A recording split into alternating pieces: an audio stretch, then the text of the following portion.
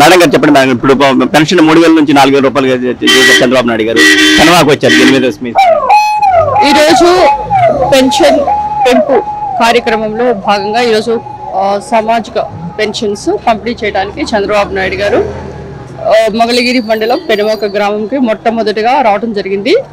చరిత్రలో ఇదొక అద్భుతమైన ఘట్టం. ఎందుకంటే ఏ సీఎం కూడా ఇంటికి వచ్చి పెన్షన్ ఇవ్వడం మనం ఎక్కడ చూడలేదు.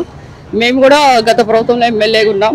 ప్రజాప్రతినిధులు మాత్రమే వెళ్ళేవాళ్ళని తప్పితే సీఎం గారు ఎప్పుడు రాలేదు. ఎప్పుడు పార్టీ ఆఫీస్లో ఉండి బటన్ నొక్కటం, బటన్ రెడ్డి గారు కానీ ఆయన ఫేమస్ అయ్యాడు తప్పితే ఆయన ఎప్పుడు కూడా ఇంటికి వచ్చి ఒక లబ్ధిదారుల్ని ఏంటమ్మా నీకు కష్టం ఎలా వచ్చింది, అసలు ఇల్లు సరిగ్గా ఉందా, అసలు ఏ పెన్షన్ తీసుకుంటున్నా, ఒంటరి మహిళనా లేకపోతే వికలాంగుల పెన్షనా, ఏది అడిగిన పాపనే పోలేదు. కానీ ఈరోజు మరి రాష్ట్ర వ్యాప్తంగా 65 లక్షల మందికి పైగా మరి పెన్షన్ పంపిణీ చేస్తూ ఆల్మోస్ట్ 4400 పైన ఈరోజు కోట్లు మరి మంజూరు చేయటం.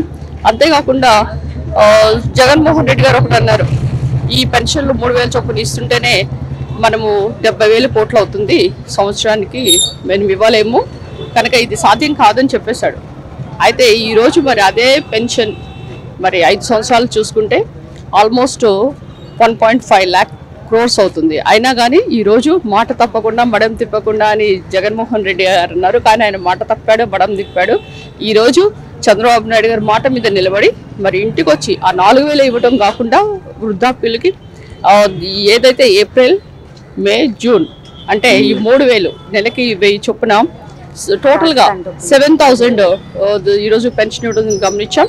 అంతేకాకుండా మీరు కనుక వికలాంగులు కనుక మీరు చూస్తే మీ పెన్షన్ 3000 ఉండేది, అది డబల్ అంటే ఆల్మోస్ట్ 6000 పైన ఈరోజు పెన్షన్ అందిస్తున్నారు. అంతేకాకుండా మరి దీర్ఘకాలిక వ్యాధులు అంటే చాలా తీవ్రమైన వ్యాధులతో బాధపడుతున్న వాళ్ళకి ఈరోజు 10,000 నుంచి 15,000 చేయడం ఈరోజు గమనిస్తున్నాం. అంటే ఈరోజు మరి ఆంధ్రప్రదేశ్ అంటే అప్పుల ఆంధ్రప్రదేశ్ చేసేసి జగన్మోహన్ రెడ్డి గారు బెంగళూరు పారిపోయారు. కానీ ఈరోజు ఖజానా ఖాళీ అయినా కానీ చంద్రబాబు నాయుడు గారు మాట మీద నిలబడి ఈరోజు 1వ తారీఖుని 6 గంటలకే వచ్చి మరి అంత ఏజ్లో కూడా మరి వచ్చి ఇవ్వటం అనేది నిజంగా చాలా అద్భుతమైన ఘట్టం చూడటం కూడా. మేడం గారు, జగన్మోహన్ రెడ్డి కొన్ని లక్షల కోట్ల రూపాయలు అప్పు చేసి వెళ్ళారు, దాన్ని వడ్డీలు కట్టాలని పరిస్థితుంది. అదేవిధంగా ప్రజల యొక్క సంక్షేమాన్ని కోరుతూ ఈ విధంగా సూపర్ 6 పథకాలని ఏ విధంగా డెవలప్ చేస్తుంటారు? ఇందాకే చాలా స్పీచ్ ఇచ్చారని చంద్రబాబు నాయుడు గారు, ఏంటంటే సంపద సృష్టించాలి, అంతేగాని మీకు 10 రూపాయలు ఇస్తాను తర్వాత మీరు చావండి అంటే కాదు.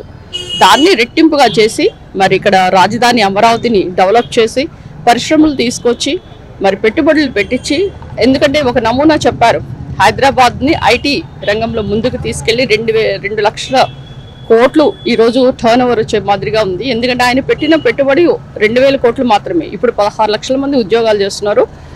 ఎప్పుడైతే చంద్రబాబు నాయుడు గారు అక్రమంగా అరెస్ట్ అయ్యారో లక్షలాది మంది ఆల్మోస్ట్ 70 దేశాల పైన మరి ఆయన అక్రమ అరెస్ట్ నిరసించినాయి. అంతేకాకుండా ఒక్క హైదరాబాద్లోనే 1,00,000 మంది పైగా గచ్చిబౌలి స్టేడియంలో, జిఎంస్ బాలయోగి స్టేడియంలో కూడా మరి నిరసన వ్యక్తం చేశారు. అంటే ఈ విధంగా చూస్తుంటే ఒక మనిషి తెలియగలవాడైతే, విజనరీ అయితే మరి చంద్రబాబు నాయుడు గారు ఏం చేశారో 1995లోనే ఆయన విజన్ 2020 అంటే ఎవరు నమ్మలేదు. కానీ విజన్ 2020ని నిరూపించి ఆయన ఒక సమర్థుడుగా ఆయన యొక్క సత్తాను చాటుకున్నారు. కనుక విజనరీ లీడర్, తర్వాత మేరు నగధీరుడు అనే వ్యక్తి ఎవరైనా ఉన్నారంటే సంపద సృష్టించే వ్యక్తి అది చంద్రబాబు నాయుడు గారని ప్రజలందరూ నమ్మారు. అందుకే ఈ కూటమికి 164 సీట్లు, 164 1+6+4 కలిపితే 11 అయింది. అదే దేవుడి స్క్రిప్ట్ అని కూడా ఈరోజు మేము నమ్ముతున్నాం. అంతేకాకుండా రైతులు, రాజధాని రైతులు ఆల్మోస్ట్ 1631 రోజులు ధర్నా చేశారు. అది మీరు కలిపినా కానీ 1+6+3+1 అది కూడా 11. కనుక రైతులు, రాజధాని రైతులు ఉసురు బాగా తగిలింది. కనుక అందరూ కూడా బయటకు వచ్చి వాళ్ళు ఎక్కడెక్కడ వేరే దేశాల నుండి కూడా ఫ్లైట్ టికెట్స్ కొట్టుకుని మరి హైదరాబాద్ నుంచే వేలాది మరి కార్లు రావటం అయితేనంటే 35 లక్షల మంది పైన వచ్చి ఈరోజు మరి ఎంత కసిగా ఓటేసంటే ఇదంతా సైలెంట్ ఓటింగ్. కనుక మార్పు అనేది నాతోనే మొదలైంది, ఆ మార్పు ప్రజలు కూడా చూపించారు. కనుక ఈరోజు ఈ సుభిక్షమైన పరిపాలన చంద్రబాబు నాయుడు గారితోనే సాధ్యమైందని ఇదొక ఉదాహరణ.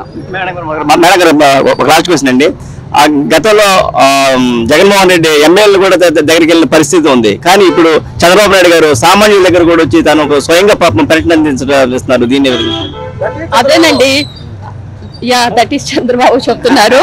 అయితే ఏంటంటే ఇప్పుడు మీరు కనుక గమనిస్తే ఇదివరకు జగన్ గారు వస్తున్నారంటే మరి చెట్లు కొట్టించడం, పరదాలు కట్టించడం, ఇంకా ఆయన ప్యాలెస్ కి అయితే మొత్తం ఒక సెంట్రల్ జైలు మాదిరిగా మొత్తం ఇనుప చువ్వలు పెట్టి కట్టడాలు పెట్టి ఆయన ప్రహరీ కట్టించుకోవడం, ఇవన్నీ చూస్తుంటే ఎట్లా ఉందంటే ఒక మనిషికి భయం. అంటే తను ఒక ఫీలింగ్, గిల్టీ ఫీలింగ్. అసలు ఎమ్మెల్యేస్ కల్పిస్తే వాళ్ళకి ఎక్కడ నిధులు ఇవ్వాలో, లేకపోతే వాళ్ళ చెప్పేది నేను ఎక్కడ వినాలో, ఇవన్నీ అసలు రాజధాని మారుస్తున్నారంటే కనీసం ఒక రాజధాని ఎమ్మెల్యేగా నన్ను పిలిచి ఒక్క మాట చెప్పలేదు. సో ఆయన ఎవరు సలహాలు తీసుకోడు, సలహాలు తీసుకునే ఎన్ని సలహాదారులే చెప్తారు. ఆ సలహాల వల్లనే ఈ రోజు ఆయన ఈ విధంగా అయిపోయాడని కూడా ప్రజలందరూ కూడా తెలుస్తుంది. కనుక ఆ సలహాదారులందరూ పోయారు. ఈ రోజు ప్రజల మనిషి, ప్రజా సేవకుడు అంటే చంద్రబాబు నాయుడు గారు అని ప్రజలు గుర్తించారు. అందుకే మళ్ళా బాబు గారు రావాలి, బాబు కోసం మేమనుకుంటూ అందరూ కూడా బాబు గారిని సీఎంగా గెలిపించుకోవడానికి చాలా తపన పడ్డారు, మరి తహతహలాడారు. అది ఈరోజు మరి ఎలక్షన్లో బాగా గట్టిగా చూపించారు. ఏదైనా కానీ మార్పు మొదలైంది. అది పోలవరం అయితేనేంటి, అమరావతి అయితేనేంటి, మరి సంక్షేమ కార్యక్రమాలు, అభివృద్ధి కార్యక్రమాలు ఏదైనా కానీ